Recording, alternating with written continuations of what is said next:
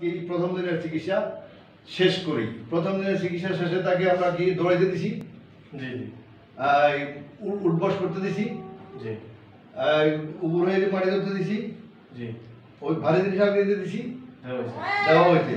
সবকিছু মিলাইয়া এখন তোমাকে কি কি কাজ, তুমি বসো, নিচে বসো,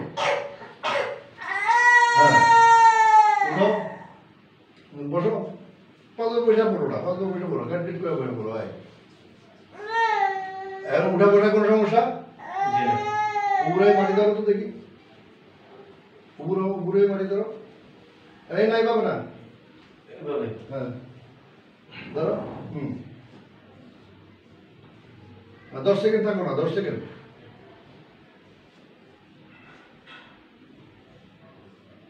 হাঁটু সোজা করো।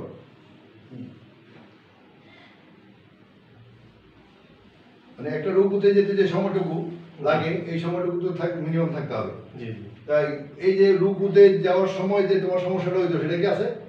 নাই এখন এখন নাই 80% ভালো হয়ে গেছে। না, ওইটা রুকুতে যাওয়ার সমস্যাটা পুরোপুরি ভালো হয়ে গেছে, শুধু এখানে 20% আছে। জি, এই তো। তা আমরা ওকে একদিন পরেই দেখবো, তা আজকে আর দেখতেছি না। আজকের চিকিৎসা শেষ এবং কালকে দিন আমরা যেহেতু পরপর 2 দিন রোগী রাখি, কিন্তু কালকে আমার অনেক ঝামেলার কারণে ওকে আমরা একদিন গ্যাপ দিয়ে দেখতেছি। তাই একেবারেই যখন সে পূর্ণাঙ্গ সুস্থ হয়ে যাবে, সে রিপোর্ট করবে যে হ্যাঁ আমি এখন ভালো হয়ে গেছি, তাহলে তাকে আমরা আরেকটা ভিডিও দিব। তোমার মোবাইল নাম্বারটা কি বলা যায়? 01831432853। আচ্ছা, তো এই বাড়ি হলো কোথায়? ইয়েতে ময়নামতি। ময়নামতিতে ওর বাড়ি। ও কুমিল্লা ভিক্টোরিয়া কলেজের ছাত্র, অনার্স ইয়ারে, অনার্সে পড়াশোনা করে। অনার্সের কি কোন ইয়ার? ফাইনাল ইয়ার, থার্ড ইয়ারে পড়াশোনা করে।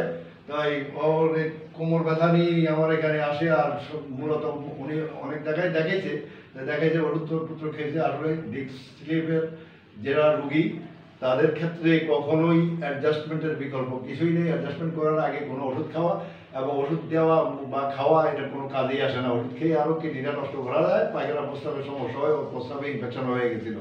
যাই হোক, সেগুলো সব দূর হয়ে যাবে, কিছুই থাকবে না।